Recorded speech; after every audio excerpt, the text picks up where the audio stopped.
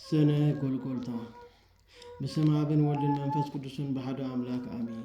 አደብራን ወላዲተ አምላክ ንጽሕት ድንግል እመቤትና ማርያም ዝጸልየቶ ጸሎት ጸሎታን በረከታን ምሕረት ናይ ፍቅር ወዳን ንዘላለም ምሳና ይኹን አሜን።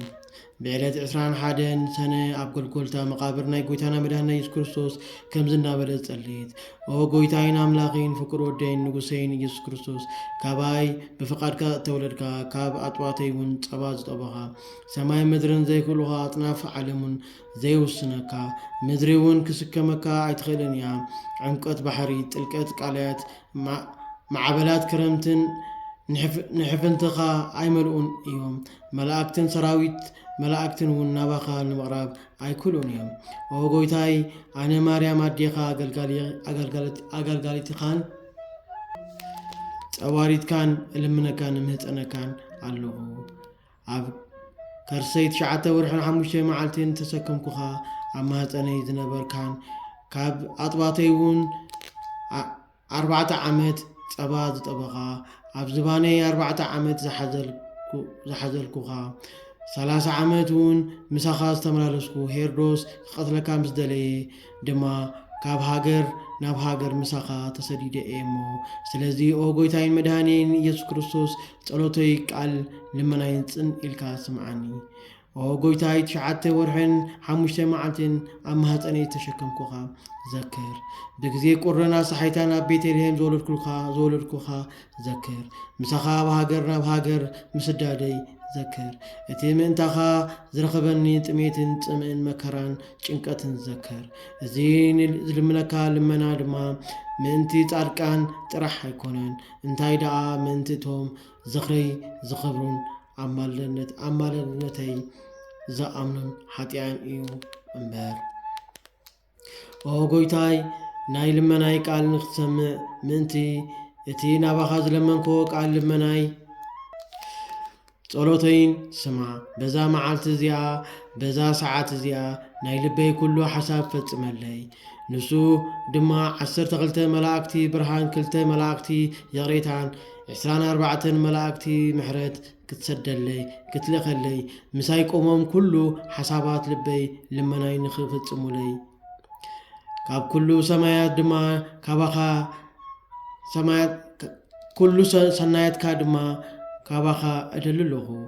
ኦ ፍቅር ወደይ ንዓለም ከይተፈጠረ ምሳኻ ብዝነብር እግዚአብሔር አቦኻ ቃል ኪዳን ንኽተኣትወለይ ይልምነካ ኣለኹ። ኦ ፍቅር ወደይ ሰማይ ምድርን ጎቦታትን ኩርባታትን ሰብን መላእክትን ፀሓይን ወርሕን ከዋኽብትን ከይተፈጠሩ ለይትን መዓልትን እውን ከይተፈለዩ ምሳኻ ህሉ ብዝኾነ እግዚአብሔር አቦኻ ይልምነካ ኣለኹ። ኦ ፍቅር ወደይ ኮኸብ ጽባሕ ቅድሚ ምውፁ ምሳኻ ብዝነብር አብን መንፈስ ቅዱስን ካብ አቦ ብዝወፅእ ካባኻ እውን ብዝወስድ መሕወይ ብዝኾነ ጰራቅሊጦስ መንፈስ ቅዱስ ቃል ኪዳን ክትኣትወለይ እልምነካ ኣለኹ። ኦ ፍቅር ወደይ 9 ወርሕን 5 መዓልትን ኣብ ከርሰይ ተሰከምኩኻ ቃል ኪዳን ክትኣትወለይ እልምነካ ኣለኹ። ኦ ፍቅር ወደይ ብዝተቐመጥካሉ ማህፀነይ እልምነካ ኣለኹ። ኦ ፍቅር ወደይ 4 ዓመት ካብእን ጸባ እናተመገብካ ብዛዕባ ካለን 2 ኣጥባተይ ቃል ኪዳን ክትኣትወለይ እልምነካ ኣለኹ። ኦ ፍቅር ወደይ 4 ዓመት ብዝተሓዘልካሉ ዝባነይ እልምነካ ኣለኹ። ኦ ፍቅር ወደይ ካብ ገጽ ሄሮድስ ተሰዲድና ግብፂ ክሳብ ንበጽሕ ምእንታኻ ብዝረኸበኒ ጥሜትን ጽምእን ቃል ኪዳን ክትኣትወለይ እልምነካ ኣለኹ። ኦ ፍቅር ወደይ ካብ ኣጸብዕተይ ውሒዙ ካብ ቅዱስ ሥጋኻ ብዘንጠብጥብ ንባዕተይ እልምነካ ኣለኹ። ኦ ፍቅር ወደይ ብዝሰዓመካ ኣፈይ እልምነካ ኣለኹ። ኦ ፍቅር ወደይ ምሳኻ ብዝተዛረበ ልሳነይ ጥዑማት ቃላት ብዝሰማዓ እዛነይ 33 ዓመት ምሳኻ ብዝተመላለሳ ኣጋረይ እልምነካ ኣለኹ። ኦ ፍቅር ወደይ ብዝደቀስካሉ ደንበን እሳተ መለኮት ክንስኻ ብዝተጠቕለልካዮ ጨርቂ እልምነካ ኣለኹ። ኦ ፍቅር ወደይ ናይ ምኽርኻ መልእክተኛ ብዝኾነ ሚካኤልን ንዓኻ ንኽወልድ ብክብሪ ብዘበሰረኒ ናይ ልደትካ ዜና ኣብሳሪ ብዝኾነ ገብርኤል እልምነካ ኣለኹ። ፍቅር ወደይ ፈታሒ ማሕፀን ብዝኾነ ብሩፋኤል መልኣኽ እልምነካ ኣለኹ። ፍቅር ወደይ ናይ ሰላምን ድሕነትን መልእክተኛ ብዝኾነ ኡራኤል መልኣኽ እልምነካ ኣለኹ። ፍቅር ወደይ ሕዙናን ብዘናዝዝ ሳድያልን ሓቀኛ ለዋን ብዝኾነ ሳላትያልን እልምነካ ኣለኹ። ፍቅር ወደይ ልዑል መንበርካ ብዝሽከሙ 4 እንስሳ እልምነካ ኣለኹ። ፍቅር ወደይ ኣብ መንበርካ ከቢቦም ብዝዓጥኑ 24 ካህናት ሰማይ እልምነካ ኣለኹ። ፍቅር ወደይ ንመላእኽትኻ ብዝፈጠኑ ብ99 ነገደ መላእክቲ እልምነካ ኣለኹ። ፍቅር ወደይ ኣብ ቅድሜኻ ብዝቆሙ እልፊ ትጓሃል መላእክቲ እልምነካ ኣለኹ። ፍቅር ወደይ ብድሕሪኻ ብዝቆሙ እልፊ ትጓሃል መላእክቲ እልምነካ ኣለኹ። ፍቅር ወደይ ብፀጋምካ ብዝቆሙ እልፊ ትጓሃል መላእክቲ እልምነካ ኣለኹ። ፍቅር ወደይ ብእልፊ ኣእላፋትን ብትእልፊትን ኣእላፋትን ኣብ ዙርያ መንበርካ ብዝቆሙ ትጓሃል መላእክትን እልምነካ ኣለኹ። ፍቅር ወደይ ብስፍሓት ሰማይን ብርሕበት ምድርን ኣብ ውሽጢ ደበና ብዝመላለሱ ትጓሃል መላእክቲ እልምነካ ኣለኹ። ፍቅር ወደይ ጎቦታት ኩርባታት ቅድሚ ምፍጣሮም ኣብ ፀሓይ ወርሕን ከዋክብቲ ብዝመላለሱ መላእክቲ እልምነካ ኣለኹ። ፍቅር ወደይ ኣብ ውሽጢ እሳት ብዝመላለሱ እሳታውያን መላእክቲ እልምነካ ኣለኹ። ፍቅር ወደይ ብሰማይን መንበርካ መርገፂ እግርኻ ንዝኾነት ምድርን እልምነካ ኣለኹ። ፍቅር ወደይ ብኢየሩሳሌም ሃገርካ ብሚስጥር መለኮትካ ብዝተገለጸሉ ከምኡውን ኣራያኻን ኣምሳልካን ብዝተለወጠሉ ደብረ ታቦር እልምነካ ኣለኹ። ፍቅር ወደይ ብደብረ ዘይትን ብክብሪ መንግስትኻ ብዝኣትኻሉ ደብረ ጽዮንን እልምነካ ኣለኹ። ፍቅር ወደይ ስርዓት ጥምቀት ክትሰርዕ ኣብ ማእኸል ዮርዳኖስ ብዝተጠምካሉ ኣብ ማእኸል ዮርዳኖስ ብዝቆምካሉ ብቅዱስ መንፈስካ ካብ ኣፍካ ብዝወፅእ ቃል እልምነካ ኣለኹ። ፍቅር ወደይ ብተሸንከሩ እዳውካን ኣእጋርጋን ብቅዱስ ስጋን ክቡር ደምካን እልምነካ ኣለኹ። ፍቅር ወደይ ምእንታና ክትብል ብዝተቐበልካዮ መከራ ብዝሞትካዮ ሞትን እልምነካ ኣለኹ። ፍቅር ወደይ 3 መዓልትን 3 ለይትን ኣብ ከርሰ መቃብር ብምንባርካ እልምነካ ኣለኹ። ፍቅር ወደይ ነፍሳት ከተድሕን ብኣካል ነፍሲ ናብ ሲኦል ብምውራድካን ካብ መቃብር ብምውፃእኻን እልምነካ ኣለኹ። ፍቅር ወደይ ንሞት ስዒርካ ብሳልሰይቲ መዓልቲ ካብ ሙታን ተፈሊኻ ብምትንሳእኻን ብዓብይ ምስጋና ናብ ሰማያት ብምዕራግካን እልምነካ ኣለኹ። ፍቅር ወደይ ንጻድቃን ክትፈርደሎም ንሓጢያን ክትፈርዶም ብዳግም ምጽኣትካ ነበልባል ሓዊ ብዝኾነ መጋረጃኻን ፍጹም መንበሪኻ ብዝኾነ ብኣርኣያ እልምነካ ኣለኹ። ብኣርያም እልምነካ ኣለኹ። ፍቅር ወደይ ብዘይሰዓር መንግስትኻን ብዘይሓልፍ ዘመንካን ብዘይውዳእ ሓጎስካ ብዘይመዛበል ዙፋንካን እልምነካ ኣለኹ። ፍቅር ወደይ ብጻቂን ብሴቃን ስምካ እልምነካ ኣለኹ። ፍቅር ወደይ ጸላኢ ብዘይሽንፍ ብያኤል ስምካ ብጸላኢ ብዘይሽንፍ ብታዳኤል ስምካን እልምነካ ኣለኹ። ፍቅር ወደይ ክንገር ብዘይከኣል ሕቡእ ስምካ ክትርጎም ብዘይከኣል ከሲት ስምካን እልምነካ ኣለኹ። ፍቅር ወደይ ብሳላዶር ኣላዶር ዶናት ኣዶራ ሮዳስ ብዝበሃሉ 5 ቅንዋት መስቀልካ እልምነካ ኣለኹ። ፍቅር ወደይ ምሳይ ቆይምካ ናይ ልበይ ምእንቲ ክትፍጽመለይ ዝተዓፀዋ ኣብ ደገታት ክኽፈታ ምእንቲ ናይ ሞት ስልጣን ክጠፍእ ምእንቲ ኣብ ኩሉ ቦታ ናይ ርኩሳት መናፍስቲ ስልጣኖም ክሰዓር ምእንቲ ሓይሊ ጸላእቲ ተቐንጢጡ ብማይ ከም ዝጠፍኡ ክኾኑ ኩሎም ጣዖታት መንበር ጣዖታትን ተቀጥቂጦም ክድምሰሱ አዳራሻት ጣዖት ድማ ክፈርሱ እልምነካ ኣለኹ። ከምኡውን እዚ በዚ ጸሎት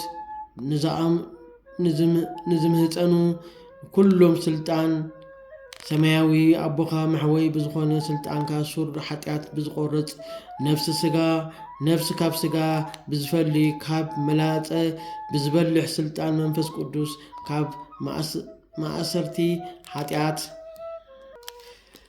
ዝተፈትሑን ነፃ ዝወፁን ክኾኑ እልምነካ ኣለኹ።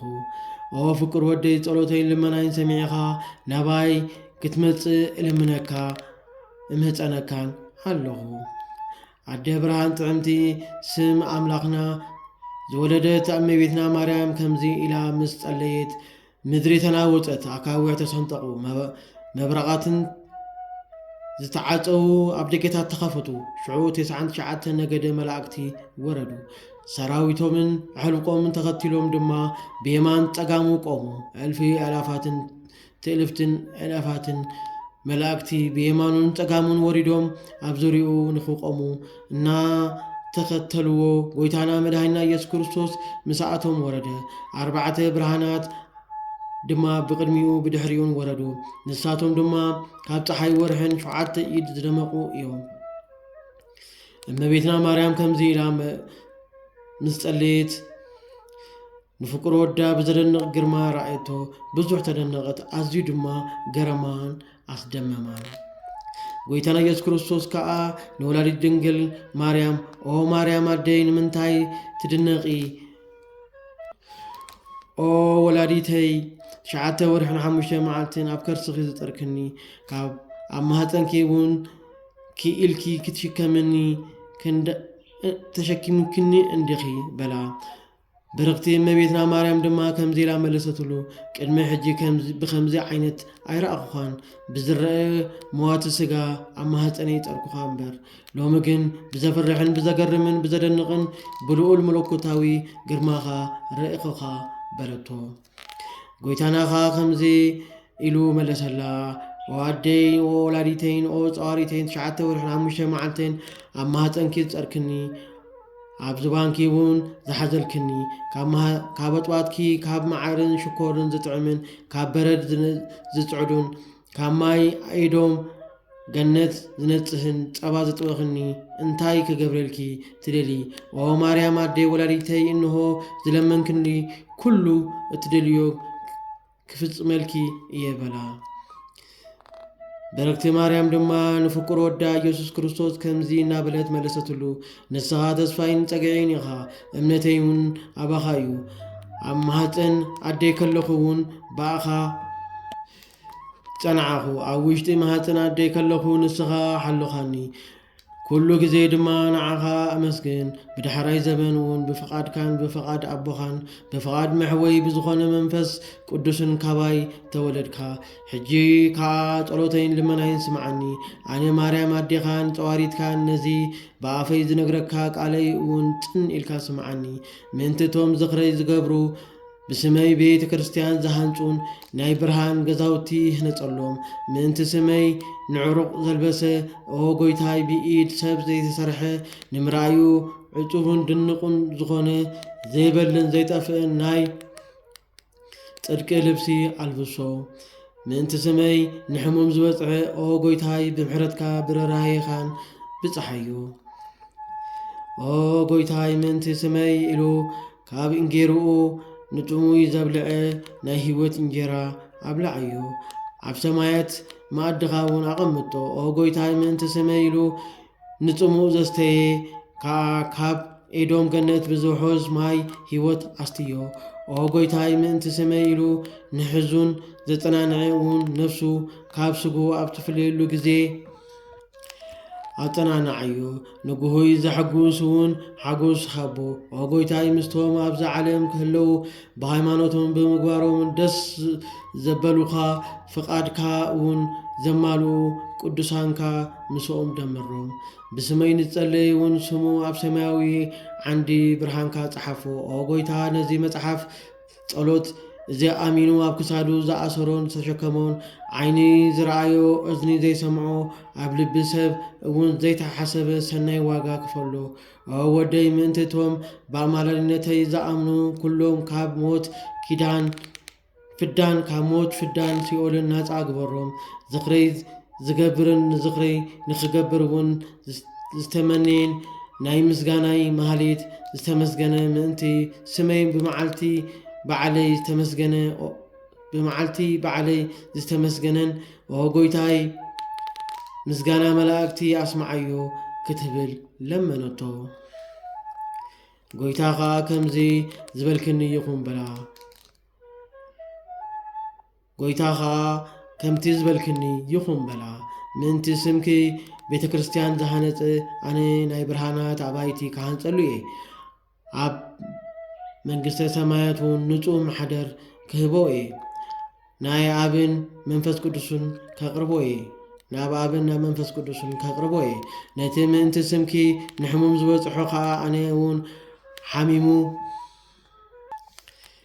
ዓራቱ ኣብ ዝደቀሰሉ ጊዜ ክበጽሑ ኣብዚ ሓላፊ ዓለም ብሞት ኣብ ዝፍለየሉ ጊዜ እውን መሪር ዝኾነ ናይ ሞት ጽዋዕከስ ኣየስትዮን ክሳዕ መንግስተ ሰማያት ዝኣቱ እውን ንበይኑ ኣይክገድፎን ኣብ መገዲ ሰማይ ርኩሳት መናፍስቲ እንተ ተጸበይዎ ከዓ ክፈርደሉ ብመዓልቲ መኸሩ ድማ ክረዶ ምእንቲ ስምኪ ንዕሩቕ ንዘልበሰ እውን ኣነ ብኢድ ሰብ ዘይተፈተለን ዘይተዓለመን ብዘደንቕ ልብሲ ህይወት ከልብሶ ዘይሃስስን ዘይጠፍእን ኣኽሊል ህይወት እውን ክደፍኣሉ ምእንቲ ስምኪ ንጥሙይን ዘብልዐ ከዓ ኣነ ኢድ ሰብ ዘይገበሮ ሕብስቲ ህይወት ከብልዖ ምእንቲ ስምኪ ኢሉ ንጽሙእ ንዘስተየ እውን ኣነ ካብ ጸባ ብዝጽዕዱን ካብ መዓርን ሽኮርን እውን ብዝጥዕምን ካብ ኢዶም ገነት ዝውሕዝ ማይ ህይወት ከስትዮ ብስምኪ ንሕዙናን ዘጸናንዐኻ መከራን ሓዘንን ብዝበጽሖ ጊዜ ኣነ ከጸናንዖ ምእንቲ ስምኪ ኢሉ ንጉሂን ዘሐጉሱን ኣነ ኣብ መንግስተ ሰማይ ኣብ ቅድሚ ሰማያዊ ኣቦ كحجوسو ناي مسجانا في مصحف نزصحفه وي نزصحفه قا أنا سمو عم مصحف هيوت كتصحفو من تسم كيلو نبيت كريستيان مبرهات زيتي وي ون عطان ذهبه أنا أب منجست سمايات كاب صحي ورحن شوعات إيد بزبره مبراتي كبرهلو نتعت عن ذهب خاب بمعزة ملاكتي كمزوي ودوي قالو بسمكن السمايون أنا عب قدمي سماويان ملاكتي مدراويان سبات مغوس كبوي إذا مصحف زي أبزلاتو خا نزل على محرت رراين دستان بركة يقوم سمكن سئلخن أبزلو سمكي أبز زطوعلو سئلخي أبز زمسجنلون زخرخي أبز جبرلون بسمكن أبز اللي كله خا أكويان أغاننتي أحلومن يوم مصحف طلوت بخبري زحاز كله ندق سب كبيبهم زጨنقو حيالات ጽልመት ኣይክህልውን እዮም ርኩሳት መናፍስቲ ናይ ቀትሪ ጋኔን እውን ክቐርቦ ኣይክሉን እዮም ብሕልሚ ለይቲ ተመሲሎም ብዘሰንብዱ ወይ ብመዓልቲ ብእሾክ ሙጋ ንዝመስሉ ወይ ዕንቅፋት እግሪ ብእንጌራ ብምሕናቅ ይኹን ወይ ብምስርናቅ ማይ ወይ ወይን ዝመስሉ ብስኽራን ብቁጥዕን ዝመስሉ ብፍሓቅን ቃሓርን ዝመስሉ ብሕማም ስኒ ወይ بممرار عاف زمسلو بحمام عيني وي بحمام رأسن زمسلو حمام لبي يكون بغرطات كبدي زمسلو بعشون من قطقان زمسلو ببحري مدرن زمسلو بعنجتين بأمان زمسلو بدينين بحون وي بعيني بزمارق بزمسلو بسلام بفقر وي بطلي بزمسلو بدمتي أراويت بدمتي عواف زمسلو بناي صحاي هارور بقرن أصحيتان زمسلو ببولا نفاس بمنكاس أغلبتن ኣኽላባትን ብዝመስሉ ምንካስተመንን ብምንዳድ ሓውን ዝመስሉ ጸልማትን ለይትን ብርሃን መዓልትን ዝመስሉ እዞም ኩሎም ነዛ ናይ ጸሎት መጽሓፍ እዚኣ ንዝጾረ ኩሉ ክቐርብዎ ኣይክሉን እዮም። ነዛ ናይ ጸሎት መጽሓፍ እዚኣ ብንጹህ ሕልናን ብንቁሕ ብትጉህ ልቦናን ዝጽልይ ዓይኒ ሓሳድ ኣይቀርቦን እዩ። እዛ መጽሓፍ እዚኣ ኣብ ግራት እንተ ተጸለየት ተነበበትን ብስራይ እኽሊ ዝሰልቡ ክቐርብዋ ኣይክሉን እዮም። ዝረአን ዘይረአን ኣራዊት ብመዓልትን ለይትን ክቐርብዋ ኣይክሉን እዮም። በረድን ኮኸብታን ኣንበጣ እውን እንተኾነ እውን ክቐርብዋ ኣይክሉን እዮም። ካብ እንስሳ ወገን እውን እንተ ሓመመ ነዚ ጸሎት እዚ እንተ ጸለይሉ ክፉእ ሕማም ኣይትንክዮን እዮም። ነዛ መጽሓፍ እዚኣ ኣሚኑ ብንጽህና ንዝሓዘ ኩሉ ካብቶም ኣደነቕቲ ዝኾኑ ሕማማን መከሩኡን ከድሕኖ ክስውሮን እየ። ሕማሙ ንድሕነትን ንጥዕናን እንተ ደኣ ኮይኑ ኣነ ከም ቅጽበት ዓይኒ ፈጢነ ከድሕኖ እየ። ሓጢኣት እንተለዎ እውን ክሓድገሉ እየ። ሕማም ንሞት ዝተኣዘዘ እንተ ኮይኑ ከዓ ንነፍሱ ብኽብሪ ተቐቢሎም ናባይ ምእንቲ ከብጽሕዎ ኣነ መላእክቲ ብርሃን ክልእኸሉ እየ። ክፉኣት ኣጋንንቲ ናብኡ ቀሪቦም ምስኡ ክቆሙ ኣይክሉን እዮም። ርኩሳት መናፍስቲ ኣብ ሳልሳይ ሰማይ እንተ ተኸራኸርዎ እውን ደጊመ ኣነ ብመዓልቲ መከሩ ክፈርደሉ እየ። ኣነ ናብ ቦይን ጰራቅሊጦስን መንፈስ ቅዱስን ናብኡ ክንመጽእ ኢና። ናይ ብርሃን ሰራዊት ዝኾኑ 12 ኣህሉቕ መላእክቲ እውን ምስ ጽሩይ ወርቅን ናይ ወርቂ ጽንሕታትን ሒዞም ይመጹ። ከም ቀስተ ደመና ብዝመስል ዝተገበረ ሽቶ ሒዝና ከም መባርቕቲ ዝኣመሰለ ኣብ ናይ እሳት ሰረገላ ተቐሚጥና ነዛ መጽሓፍ ንዝጸውር ሰብ ምእንቲ ክንቅበሎ ክሳዕ 8 ሰማይ ክንወርድ ኢና። እሞ ኣነ ድማ ኣብ እንግድዒ ጠይረ ባሕሪ እሳት ከሳግሮ እየ። ኣብ ቅድሚ መንበረይ እውን ከብጽሖ እየ። መንፈሳውያን ሰራዊት መላእክቲ ምስ ረኣይዎ ከዓ ብሓጎስ ይዕልሉ፣ ብኣኽናፎም የጣቕዑ። ነዛ ጸሎት እዚኣ ንስከማ ሰብ ብሓጎስ የመስግንዎ። ኣይሰማዕኽን ዲኺ ቅዱስ ወንጌል ዝብሎ ምእንቲ ኣባጊዕ ዘለዎ ሰብ ካብኣተን ሓንቲ እንተጠፍኣቶ ነተን 99 ኣባጊዕ ኣብ በረኻ ሓዲቡ ነታ ዝጠፍኣቶ በጊዕ ክደሊ ከም ዝኸይድ ደልዩ ምስ ረኸባ ድማ ኣብ መንከቡ ይሽከማ እሞ ካብተን ዘይጠፍኣ 99 በታ ጠፊኣ ዝተረኸበት በጊዕ ኣዝዩ ከም ዝሕጎስ ይዕሩክቱን ጎረባብቱን ፀዊዑ ድማ ነታ ዝጠፍአት በጊዕ ተረኺባ እያ እሞ ደስ ይበልኩም ይብሎም። ካብኣቶም ንስሓ ዘድልዮም 99 ጻድቃን ስለቲ ንስሓ ዝኣቱ ሓደ ሓጥእ ኣብ ሰማያት ዓብይ ሓጎስ ከም ዝኸውን ብሓቂ እብለኩም ኣለኹ። ደጊሞም ከዓ ኩሎም ሰራዊት ሰማይ በቲ ነዛ ጸሎት እዚኣ ዝጸውር ሰብ ምኽንያት ደስ ይብሎም። ነፍሱ ካብ ስግኡ ብትፍለየሉ ጊዜ ካብዛ ሓላፊት ዓለም ኣብ ዝፍለየሉ ጊዜ ድማ ኣነ ደብረ መቕደሰይ ከም ዘብርሶ ኣይሰማዕኽን ዲኺ? ናብ ባሕሪ ኣቦይ ናብ ባሕሪ ህይወተይ መንፈስ ቅዱስን እውን ኢድ ክነስዖ እየ። እዛ መጽሓፍ ኣብ ዘላቶ ኩሉ ክሳዕ ዘለዓለም ምሕረትን ርህራሄን ጽጋብን በረከትን ሓጎስን ክኸውን እዩ። እዛ ጸሎት ኣብ ዝተነበበትሉን ዝተደገመትሉን ቦታ ኩሉ ድማ ተመሓላልፊ ሕማም ብድብድን ዝተፈላለዩ ረስኒ ዝገብሩ ሕማማትን ኣይቀርቦን እዮም። ነዛ ጸሎት እዚኣ ንዝጸውር ከዓ ንዑ ንደቁን ንብረቱን ንቤቱን ጥሪቱን ክባርኽን እየ። በዛ መጽሓፍ ጸሎት እዚኣ ዝኣመነ ዝተነጸገ ወይ ዝሰተየ ወይ ዘጠመቐ ወይ ድማ መገዱ ዝነጸገ ብንጹህ ልቡ ብዘይጥርጥር ብቕንዕቲ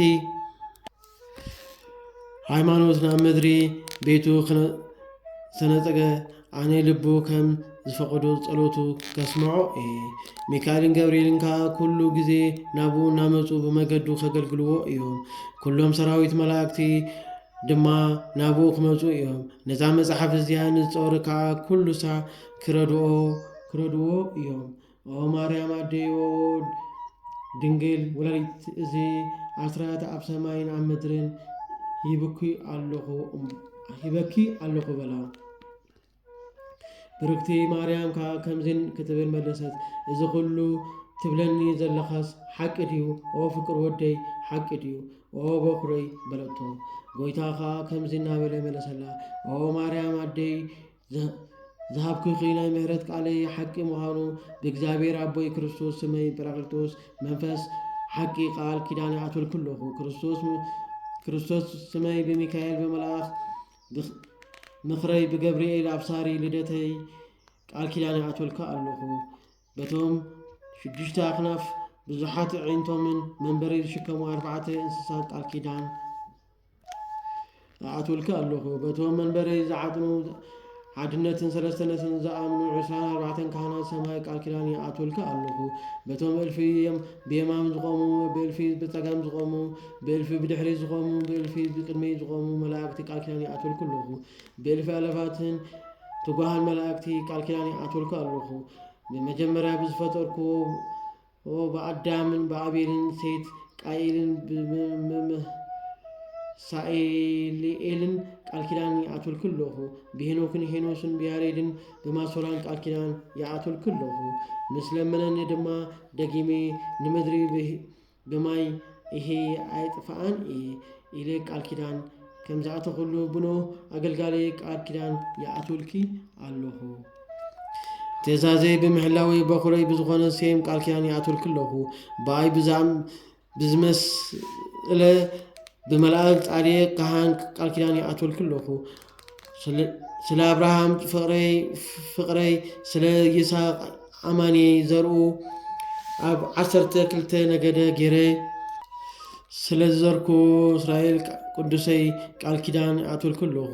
ብይሁዳን ብፋሬስን ብዮሴፍን ብቢንያምን ብሌዊን ብሳላዶርን ቁፅሮሙ 12 ብዝኾነ ነገደ እስራኤል ቃል ኪዳን ይኣትወልኩ ኣለኹ።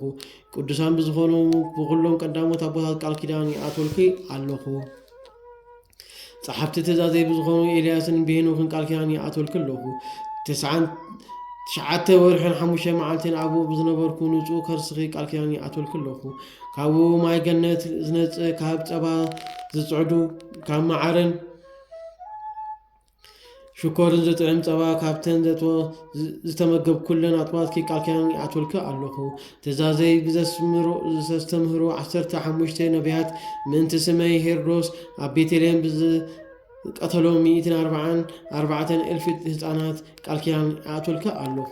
ቃለይ ብሰምዑ 12 ሃዋርያት ምእንታይ ኢሎም ነፍሶም ሕሊፎም ዝሃቡ ኩሎም ኣገልገልተይ ቃል ኪዳን ይኣትወልኪ ኣለኹ። ኦ ማርያም ኣደይ ኦ ድንግል ወላዲተይ እዚ ዝሃብክኺ ቃል ኪዳን ከይልውጥ ንነብሰይ መሓልኩልኪ ብስምኪ ኣብ ዝተቀደሰ ታቦት ኣነ ንዑ ብረድኤትኪ ክሕልሎ ናብኡ ዝዓርግ መስዋዕቲ ድማ ከም መስዋዕቲ ኣቤል ክቅበሎ ብርክቲ ማርያም ከዓ ከምዚ ክትብል መለሰትሉ፣ ንስኻ ብሩኽ ኢኻ፣ ኣቦኻ ብሩኽ እዩ፣ መንፈስ ቅዱስካ እውን ብሩኽ እዩ። እዚ ዝሃብካኒ ኩሉ ፍቓድካ እዩ እሞ ንዓኻ ምስጋና ይግባ፣ ነቦኻ እውን ምስጋና ይግባ፣ ንመንፈስ ቅዱስን ምስጋና ይግባ ሎምን ኩሉ ሰዓን ንዘለዓለም ዓለም ኣሜን። ጎይታና መድኃኒትና ኢየሱስ ክርስቶስ ነዲኡ እዚ ኢልዋ ምስ ፈጸመ ሰላምታ ሂብዋ ብዓብዪ ምስጋና ናብ ሰማያት ዓረገ። ንሳ እውን ከምዚ እናበለት ንእግዚአብሔር እናመስገነት ንቤታ ተመለሰት። ንስኻ ብሩኽ ኢኻ፣ ስምካ እውን ዝተመስገነ እዩ፣ ስም መንግሥትኻ እውን ይመስገን። ክብርን ምስጋናን ምስ ቅዱስ መንፈስካ ንዘለዓለም ንዓኻ ይኹን ኣሜን። ንዘለዓለም ንዓኻ ይኹን ኣሜን።